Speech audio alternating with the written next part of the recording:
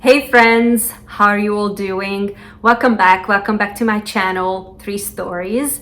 This is Zsuzsi, and in today's video, which is a reading vlog, my first reading vlog by the way, and in this video, you're about to watch me read the extremely popular fantasy romance series ACOTAR, A Court of Thorns and Roses by Sarah J. Maas. I will be reading only the first 3 books, the original trilogy, and then for the other 2 books that's already been published, I'm gonna do a separate video because I don't want this to be like 2 hours long. Like, nobody needs that. Because I am reading the entire series, not just the first book but then the other 2 books that follows. I don't think I can make this video completely spoiler free because one book obviously builds on the other one or the previous one, but I will also not discuss these books as far as the plot goes super deep. This is spring now in Massachusetts and it's so beautiful outside. I cannot wait to get outside. I'm an active reader in a sense that when I read, I like to move around. So definitely I will be going on hikes and I will take you guys with me. I will include that footage because you gotta see Massachusetts in the spring. Now let's get to it, starting with book 1.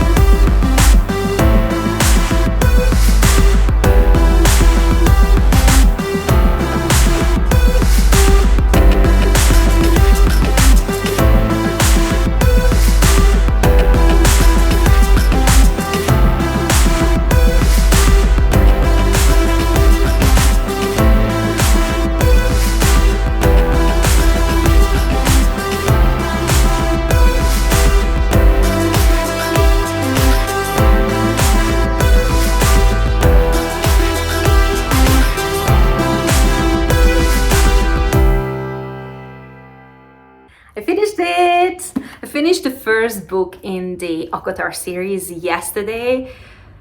Yesterday was Saturday. This is Sunday morning and I'm about to go to the gym. But before I head to the gym, I wanted to share my overall thoughts about this book.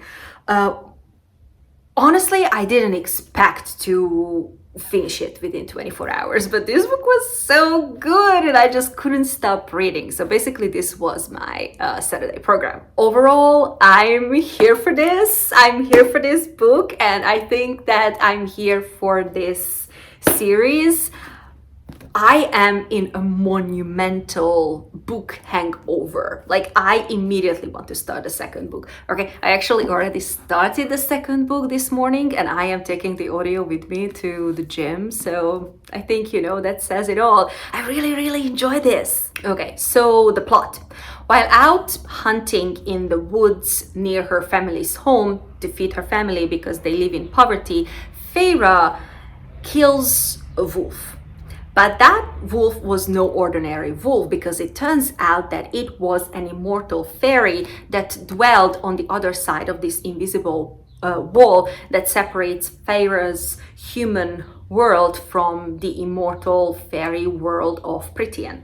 In killing this fairy and this wolf and her ash arrow, that's what's basically on the cover, and I think it's a gorgeous cover. Anyways, in killing this fairy, she broke a centuries-old treaty between the humans and the fairies.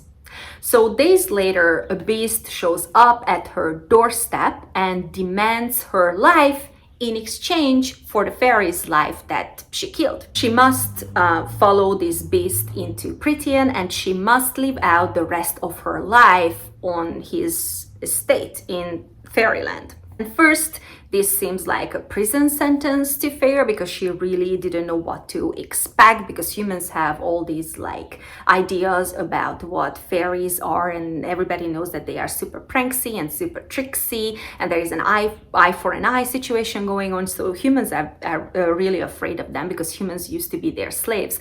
So she doesn't know what to expect. But as Feyre starts spending time with this beast named Tamlin, who actually turns out to be the High Lord of the Spring Court and a gorgeous, gorgeous, gorgeous blondie who is in like his late 20s or whatever, this whole situation becomes very enjoyable for her. She finds herself becoming increasingly attracted to him. Surprise, surprise. But there is this ominous, magical blight thingy spreading across Prythian, and this blight does not only threatens Prythian and the entire Fae world, but also possibly the human world. And in the end, Feyre becomes, the savior. She must go through some impossible trials at a very evil court, not only to prove her love for Tamlin, but also to save Prythian and, again, the human world. I think in overall it was a very enjoyable world. When it comes to fantasy, sometimes, just like I said, I have issues with world building, because I just cannot imagine the world that the authors want us to see. But I think Sarah J. Maas did a really, really good job, and Prythian, at least in my mind, was very alive and very rich. I felt that the characters were also okay, and they were well developed, because we got to know some backstories about the characters, and it's great because it actually explains you why they are doing what they are doing. You understand the reasoning behind their actions. You also, develop some feelings for them, and you start caring for them, and you want them to be happy at the end of the book and at the end of the story. And I really like that the characters were multi-dimensional. They were not good, but they were also not pure evil, and that makes them very likable, in my opinion, very human-like. As far as the characters go individually, I was okay with Feyre. I think she's okay. She's not dumb. Tamlin seems like a very decent guy. And I know, because I know that this particular spoiler, that there will be something happening in the second book, and then suddenly everybody will start hating on Tamlin. I don't know about just yet, but in this book, he seems like a pretty decent guy who is taking care of her and taking care of her family. So I don't know what he's going to fuck up in the second book. And then Lucian. Lucian is my favorite. Lucian is the babe. I love him. I think that Sarah J. Maas wanted to write Lucian's character as the typical fake character, because they are super tricksy and super pranksy, and they are very wicked and witty, and I think that Lucian is all that. I mean, I love him. He is my favorite character. I hope that we will not ruin his character, and I hope that he will get his own book and his own love interest, because I just want him to be happy already. It's like Rhysand. Oh, we like a bad boy vibe. So just like I said, I already knew this major spoiler that Feyre is going to end up with Rhysand, and I think that again, Sarah J. Maas did a really good job building a better chemistry between Feyre and Rhysand than Feyre and Tamlin. I do not know what's going to happen and how they are actually going to end up together, but I guess that we will just learn that Rhysand is just a misunderstood soul and he's a really good guy. But as far as this book goes, I really liked him because he was the only Fae in this book who actually seemed very intelligent. Like, I thought that, okay, he's using his brain and there is actually some thinking behind his actions. I like that. And look, I gotta give a shout out to Amarantha, the boss babe, the villain in this book, because I even liked Amarantha. I don't know what to say. I don't know how to explain this. What I didn't know when it comes to this whole fairy world of fantasy, but now I do, is that all these fairies like Tamlin and Lucian and Rhysand, they are all so devastatingly handsome. Everybody is pretty, everybody is super strong, and everybody is in their like mid-20s, late 20s, and they are like just gorgeous apparently. With regard to the actual writing, because I know that there is a lot of criticism out there. Now look, I think that the writing was okay. I think it was very enjoyable. It was very easy for me to follow along, and I like that there were no long and very flowery, like, you know, descriptions that were just not needed. Pace didn't feel sluggish, and you know, she really kept you engaged because so many chapters finished on a cliffhanger and you just wanted to keep reading. And that's why I finished, like, I think I finished this book, how many pages are we talking about? 419 pages. I finished this book in like 6 hours, so I think that says a lot. Now, do I think that her writing is like, you know, Pulitzer Prize quality, or do I think that she's Ocean Vuong? No, but this book was never advertised like that, so I knew exactly what to expect. Therefore, I didn't have that many issues with the writing. I felt that this book was very much okay. I really liked it. And I was able to go along with this book, to go along with the characters, to go along with the plot. Now, the plot is not without occasional weak moments. Like, I'm not going to lie, that riddle thingy in the end, that was driving me crazy. I'm like, come on, girl, you cannot figure this out. Like, oh my God, you're so dumb. But other than that,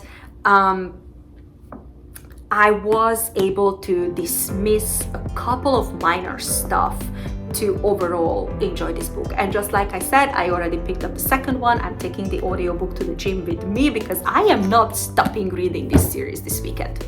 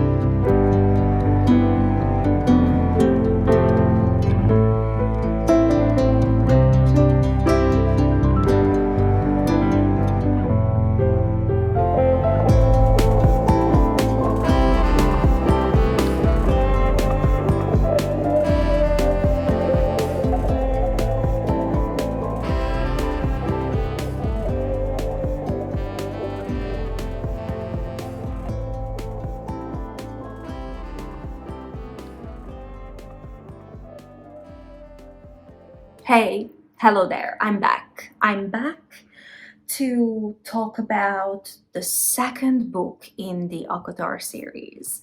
Um, Wait, this is not the second book. Ugh, this is not the second book. This is the third book that I am starting to read today. I don't know what I'm talking about. This is the second book. The second book that I want to discuss, A Court of Mist and Fury. So good. The turn of events in this book, God, I have a lot to say. I could not put down this book yesterday. It was Sunday. Basically, I read the whole book yesterday. I mean, I went to bed at like 2 a.m. or something like that, and it's 6 a.m. as I am recording this video. So, commitment to this series. That is what this is about. The audio did help me because after a while I got very tired physically reading it and I had a couple of errands to run, etc. So the audio did help me out, but still I finished a 600 plus pages book in 24 hours, which to me is new. But to put it simply, this was a goddamn good book. There was more suspense, more action, more romance compared to the first book. And we got to know different parts of Prythian, not just the Spring Court and Under the Mountain. So honestly, this book really kept me on my toes and I just wanted to keep reading it. I didn't want to stop. Okay, so what happened in this book? Having survived Amarantha's challenges and trials and just in general Under the Mountain, Feyre returns back to the Spring Court with Tamlin and Lucian, where they are preparing for their wedding. I mean, Feyre's and Tamlin's wedding, not like Lucian's. He's got nothing to do with it, but he is my favorite character, and I just gotta mention him. When I have a chance to mention him, I will mention him. I cannot help it. Anyways, so we are preparing for the wedding of Tamlin and Feyre. Now, unfortunately, Feyre is not doing so well. She is suffering because she cannot seem to deal with what happened to her and what she did under the mountain. And she cannot seem to efficiently communicate with Tamlin, who's also got issues. Tamlin is becoming overprotective and controlling because he had to watch Feyre die, and now he's terrified that that is going to happen again, and he would do anything to protect her. In addition to that, he has to rebuild his court. He is not doing well. They cannot communicate. His way of dealing with everything is just, like I said, becoming very overprotective and being very indifferent to not only Feyre's emotions but to his own emotional state as well. Feyre becomes more and more depressed, unfortunately, and as the wedding approaches, she just cannot help the general feeling that she wants to escape. She doesn't want to be here. Enters Rhysand, our intelligent bad boy, the High Lord of the Night Court. He comes to save Feyre. They made a bargain at the end of the first book. He healed Feyre from like a lethal injury or whatever, and in return she promised to spend 1 week each month with him at the Night Court. And he thinks that, the best day to fulfill this bargain and to actually take Feyre away is her wedding day, because he basically takes her from the altar. I mean, she was begging for somebody to help her and to help her get out of this entire situation. So that's why it basically happens. Rhysand, who has a dark side, he helps Feyre over the course of the book to recover from everything that she suffered under the mountain, and then they really get to know each other. They spend a lot of time together, and it turns out that it's technically Rhysand who is Feyre's mate and not Tamlin. So Feyre becomes a very strong character in this book, mentally, physically, emotionally. She learns how to be a warrior because she has so many powers now, and she needs to learn how to harness those powers and how to control her powers. And she's doing okay. Like, there are some point in the book when She doubts herself so bad, and like, you just want to get into the book and just like shake her, like, girl, like, knock knock, wake up. But by the end of the book, she becomes an incredibly strong female lead. Threat of war with Highburn, the fairy kingdom where Emerald, the now dead boss babe, was from, it's also looming. And it turns out, of course it turns out that Feyre has a crucial role in preventing that war, and that is exactly what she wants. That is exactly what she likes. She wants to become the new boss babe, and that is what's happening. Whole war situation unfortunately doesn't end well for her sisters Nesta and Elaine, because they are forced to turn into fays at the end of this book. And unfortunately, Tamlin and the Spring Court has a little bit to do with that, so it doesn't end well for the Spring Court either, at least not for now. All right, so first let's discuss the Feyre and Rhysand dynamics, because this book is basically their book. This book is setting their relationship up. This book is supposed to make everybody team Rhysand. We get to know Rhysand, his background story, and that he's not a villain. He's a super chill guy, and he's the protector of his secret city, Velaris, and he's the feminist character in this book. Tamlin is out. Tamlin is out. At least he's out of Feyre's heart now. What can I say?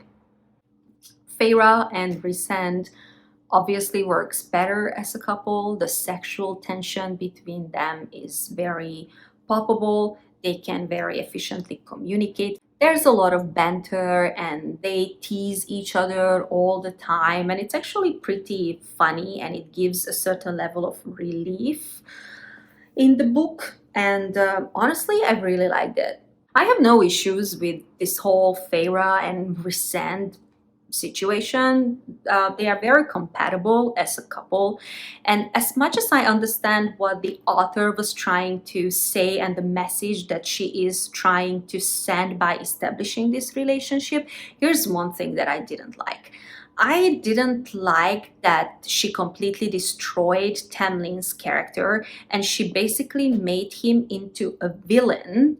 He really brought him down just to build up Rhysand's character. Because she made Tamlin so awful in this book that compared to that, whatever Rhysand does, even if it's just like nothing special, just basic decency, like we suddenly say that he's a feminist. I feel bad for Tamlin. I own it. I know that the internet hates him. I don't hate him. I think that he is going through a lot and he is suffering from trauma as well. Plus, he has his court to rebuild, whatever, but he doesn't get any help or compassion. Like, everybody just hates on him. I love the exposure of new courts and new characters. Like, we get to introduce to the entire inner circle in this book. And oh my god, I have a new favorite character. No, I shouldn't say that because Lucian will be forever my favorite character. But my second favorite character is Emerald. Like the no-nonsense petite Emerald.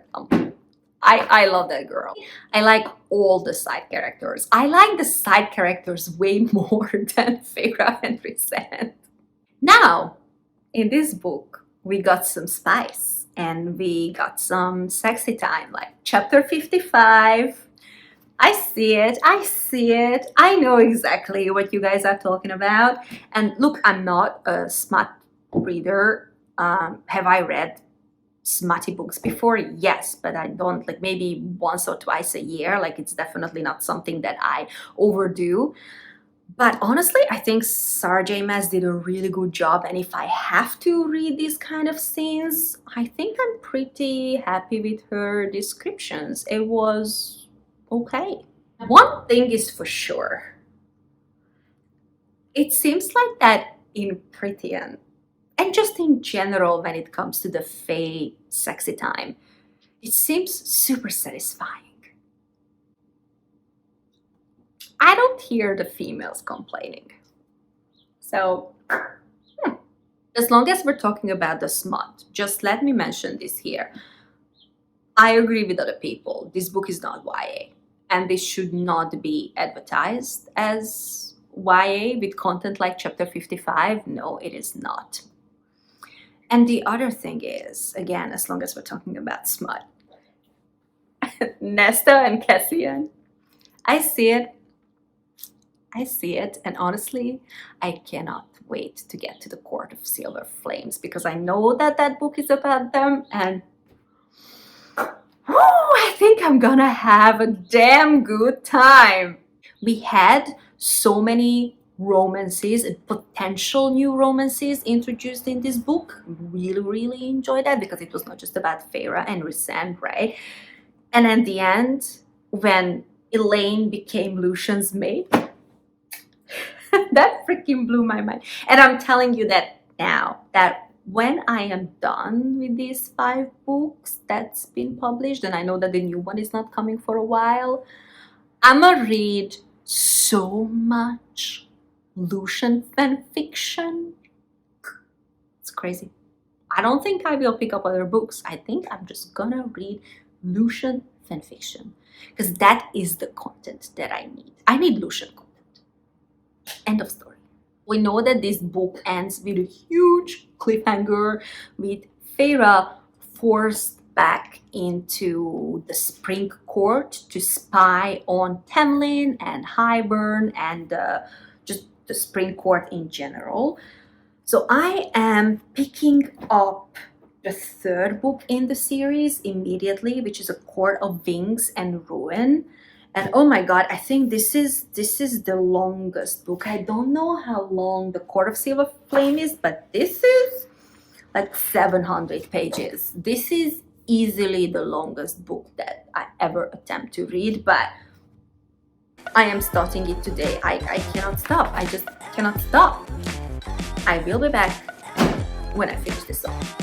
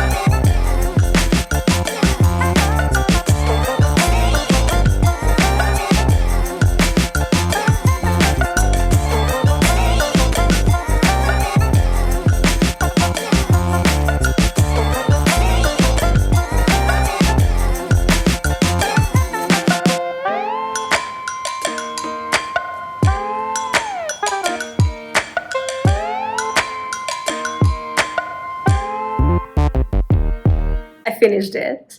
I finished the 3rd book, and with this I finished the original trilogy, and I'm in love. Like, this was such a success, and I'm so happy about it. Just to talk about the 3rd book for now, like, this book picks up exactly where the 2nd book left off.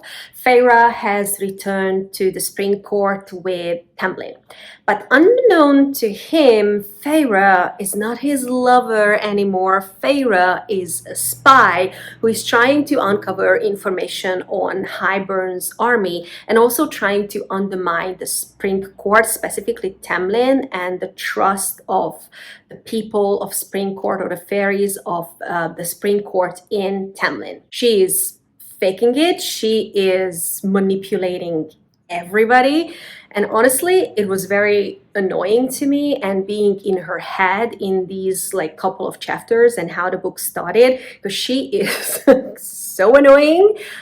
She tells every second page that, oh my God, she's so smart and she's so cunning and she's manipulating everybody and she's so smart and she's faking it and nobody can see it. And like, okay, this is too much. I'm like, girl, you used to love this man and he did so much for you. Yeah, like, you know, I don't condone certain things that Tamlin did, but still, like, you died for this man, and now she's like, I hate you and I'm going to destroy everything that you love. Like, okay, well, okay, so when did manipulation become sexy? And so that I didn't really enjoy. But Feyre succeeds, and once she's done with the spring court, she escapes the spring court with Lucian. And you know how much I like to talk about Lucian. And with this book, starting with this book, I think that Lucian is having a very steady glow up, and I am here for it. I am here for everything that he does, and I do hope that he will get, like, more significant voice in the upcoming book. But anyway, this is not about Lucian right now. So they go back to the night court. Of course, it doesn't go that easy, but whatever. They go back to the night court and they start preparing for the war, because technically that's what this book is about. This is about the war between Hybern and Prythian. And just like the other book, the second book, this is also super action-packed. And again, this book is about a war, so there are certain scenes that are full with action and twists and turns and a bazillion of romances and a bazillion of new characters. And that is what I really liked about this book, because this is not about Feyre and Rhysand anymore, and honestly, like, I enjoy that. I feel that I've had enough of them. This book introduced the new courts and the new High Lords. We got to meet with everybody, like Autumn Court, and then Day Court, Dawn Court, like everybody. And I'm telling you that all these super young, strong, handsome, single High Lords that we have in Prythian, Sarah J. Maas, put me in the book. Like, put me in the book. I am going to Prythian and I am going to meet all these gorgeous single High Lords. But then the plot is also really interesting, because it's not just about the new characters and the new courts, but also we understand the tension between the different courts and how, the relationship is not necessarily the best and why. And it is just so enjoyable. I am somebody who really likes side characters, and because this book is full with side characters, I loved it. I like Nesta.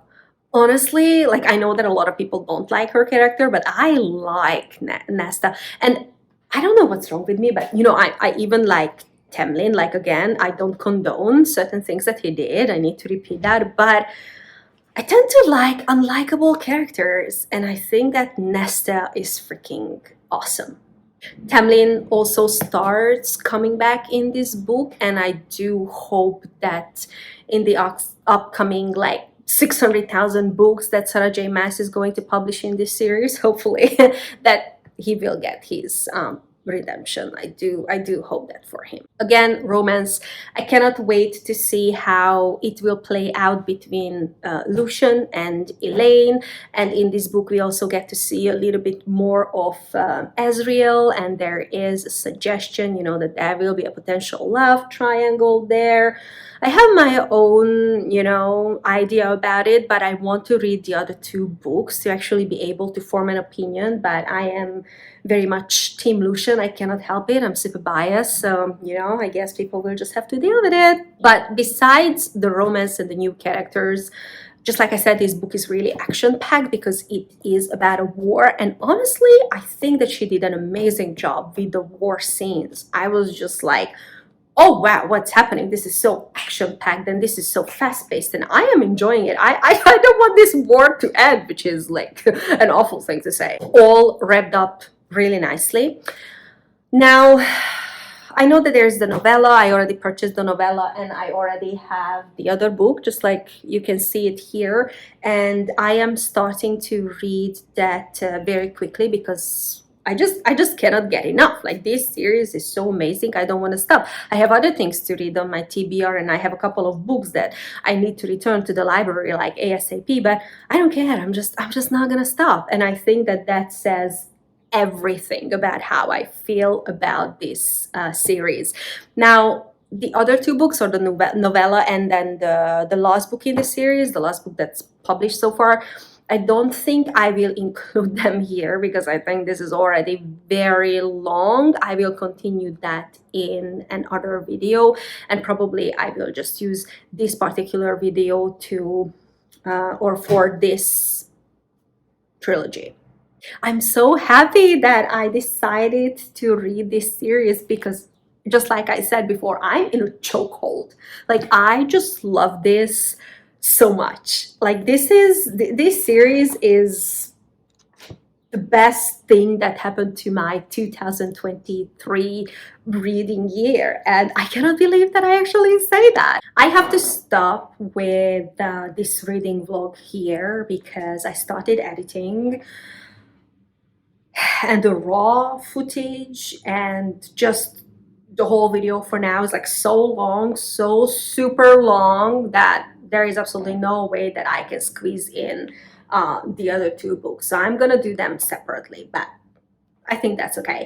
I don't really do star ratings. I don't like to do that, but if I had to rank the books in this original trilogy, I still think that my absolute favorite is the first one, because this is the one that introduced the world to me, and Feyre and Lucian and Tamlin, and just everything started with this one. So I think this is number one for me. And then number two is the last book, the third book, just because of the different side characters. And also I think that the plot was really good in this one, but mostly because of all the new side characters and the romances and the new relationships that are going on and developing in here. And then I think this is my least favorite one because of the character assassination.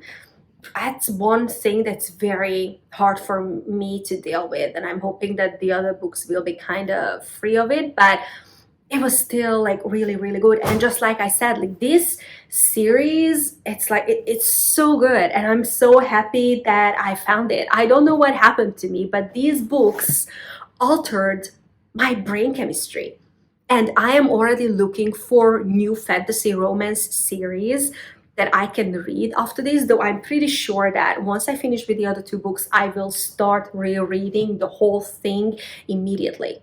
Let me know what you think of the ACOTAR series, at least this original trilogy.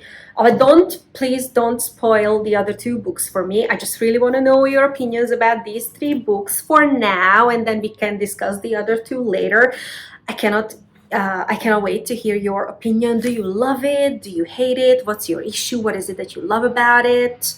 We can all discuss that. And leave me recommendation for fantasy romance series, because I am totally new to this, but I love it. Thank you for joining me for today's video. Have a very nice day or night or whatever, depending on where you are in the world. And I see you soon. Bye.